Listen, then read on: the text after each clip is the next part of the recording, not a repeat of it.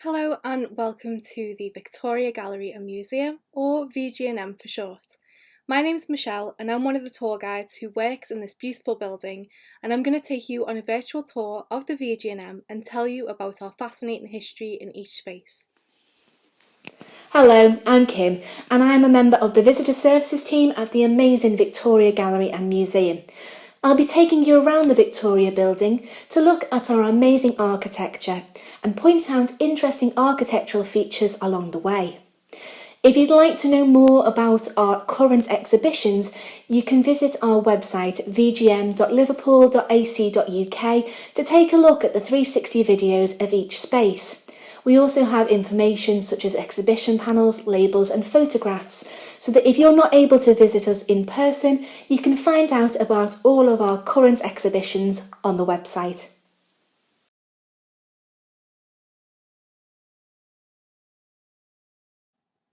The University of Liverpool hasn't always been known by this name, and it wasn't until 1903 that we gained our Royal Charter and with it our ability to award degrees as the University of Liverpool. In 1881, University College Liverpool was founded and opened its doors to 45 students on January the 23rd, 1882, in an old asylum building located just off Ashton Street. However, it wasn't long before the college outgrew the old building and it was no longer fit for purpose. In 1887, the year of Queen Victoria's Golden Jubilee, the college launched a fundraising appeal for the erection of a purpose-built headquarters and asked Liverpool-born architect Alfred Waterhouse to draw up the plans for the building. Waterhouse was one of the 19th century's most prominent architects, and he had an established reputation for college and university architecture. His portfolio included buildings from Oxford and Cambridge universities, as well as numerous buildings in Liverpool and Cheshire, and he had already completed Manchester Town Hall by 1887 and the iconic Natural History Museum in London by 1881. He had renovated the old asylum building for the college in 1881 and was known personally by many of the college benefactors, as he had worked on private residences too. After 2 years of construction, the Victoria building opened on the 13th of December 1892.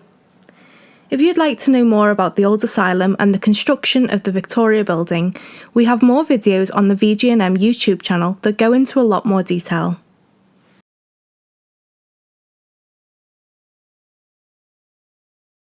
We're starting off our tour in the grand entrance hall on the ground floor of the building. The gentlemen's reading room and common rooms were situated where reception is located today, and there have been a few alterations to this space since the building first opened in 1892. If you look at the base of the columns by reception, you may notice that the floor has been raised, and we do have some photographs of this stage of the renovations just before 2008. The porter's office was originally situated where the cafe serving hatch is today, and there was no large seating area in the centre of the hall. This space was built to impress all visitors and featured a large fireplace, elaborate tile work on the walls and mosaic floors. The location of the statue of Christopher Bushel is almost in the same place as when the building first opened. Christopher Bushel was an educationist, and his principal work was in the promotion of education and encouraging children to aim high and continue with further higher education. He was much involved in the beginnings of University College Liverpool and helped to find a suitable site and determined the first principal. In 1881 he joined the college council and was the first vice president of the college too. A donors list from 1885 shows that he donated £1,000 for a scholarship fund, and in 1891 he gave £775 to the college and a further £120 for another scholarship. In the early 1880s, a Testimonial Fund was launched to acknowledge Bushel's contributions to education, church and social reform. Part of this fund went towards this statue. The statue was temporarily housed in the William Brown Free Library until the Victoria Building's completion in 1892, where the apse in the entrance hall was designed specifically to receive this statue, with special thought being given to lighting conditions. The statue moved outside in the 1960s to the rear of Staff House in Abercrombie Square, but it suffered wear and damage whilst in this location. The nose was later reconstructed with a polyester resin mixed with an aggregate of ground alabaster that was colour matched to the original marble. The statue moved back to the building in 1986, and when the building opened as the VG&M in 2008, the statue was placed back in its original position in the entrance hall. The statue is made from Carrara marble and was sculpted by Albert Bruce Joy in 1887. Edna Rideout was a student in this building in 1912 and recalled the following account. Our cloak room was a balcony rail, which was always draped with our coats and mackintoshes and hats, and every woman student wore a hat. These hats tended to slide down into the Victoria Hall, then not a thoroughfare, but the stamping ground for the men students. When a hat fell, some man, during a temporary absence from Victoria Hall of Parrington, the head porter, would pick it up, scale a life-size statue of Christopher Bushel that stood in the hall on a high plinth, and place the hat on its head, where it remained until the owner could persuade Parrington to fetch his stepladder and rescue it. Not much has changed from today's view, apart from the lighting and the addition of the cafe and the war memorials. The stained glass window shows the Derby family crest with the French motto sans changer, meaning without changing. Edward Stanley, the 15th Earl of Derby, was a benefactor of University College Liverpool. He donated £10,000 for a professorial chair in natural history and anatomy in 1881, and £2,000 for scholarships and exhibitions. By the time the Victoria building was completed, the Earl was unwell and could not attend the opening ceremony. He died shortly after, on the 21st of April 1893. This window was commissioned by his brother Frederick Stanley, the 16th Earl of Derby.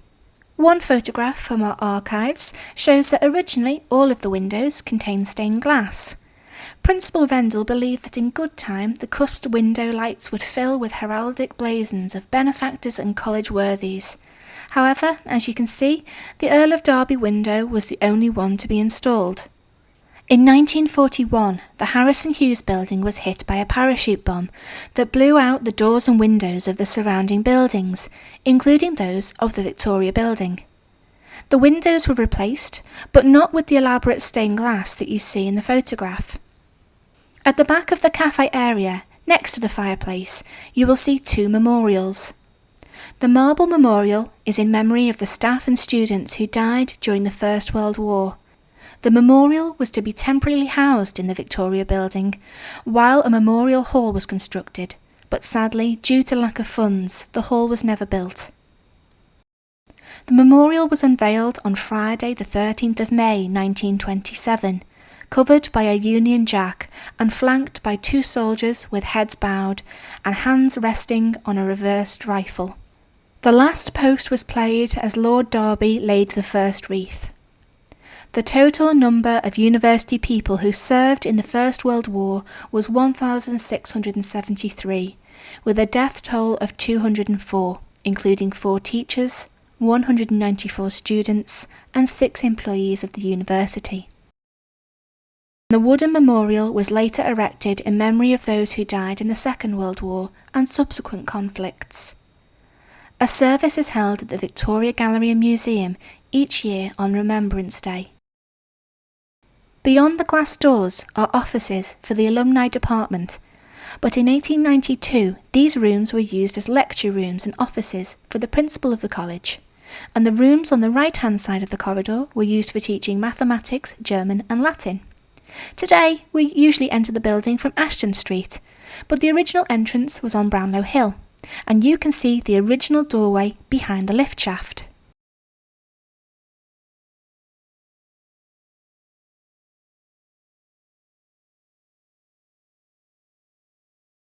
As we can see, the grand entrance hall was built to impress. All of our tiles and faience were made by Bermontoffs of Leeds.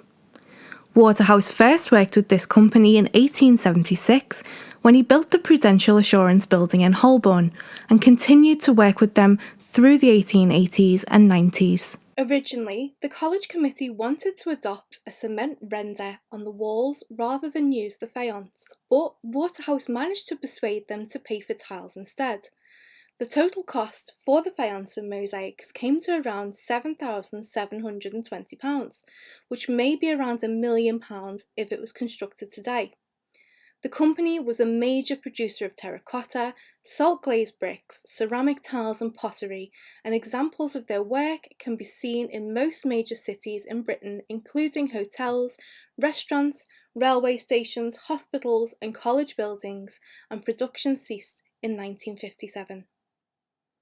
The Mosaic Flooring was produced by Jesse Rust, who came to Waterhouse's attention in the 1860s. He worked with Waterhouse on Eaton Hall in Cheshire in 1868 and then began work on the Victoria Building between 1888 and 1893. He also worked on the Pearl Life Assurance Building in Liverpool in 1896 to 98. He was a glassmaker and manufacturing chemist who patented a cheaper medium of vitreous mosaic by turning old glass into more durable material instead of using the more expensive Venetian glass tessera. Rust owned the Vitreous Mosaic Company in London and made mosaic floorings that imitated Byzantine and Renaissance periods. Many of the mosaic floors designed by Rust have disappeared over time. The Victoria Building is an eclectic mix of architectural styles, and Waterhouse liked to use a mix of styles in his buildings. The ground floor displays Gothic Revival motifs, including stained glass windows that are subdivided by mullion, which are vertical bars of stone. Roses are another common Gothic motif and can be seen on the fireplace. Waterhouse also liked to use classical motifs. The columns in the entrance hall, along the first floor balcony, and in the ceramics gallery are all in the Corinthian style. They can be recognised either by a slender, fluted design or by elaborate decoration displaying acanthus leaves and scrolls. As we move through the building up to the first floor, you may also see a meandering pattern in turquoise, which is also a classical motif and similar to the Greek key patterns that we can see on the cafe floor.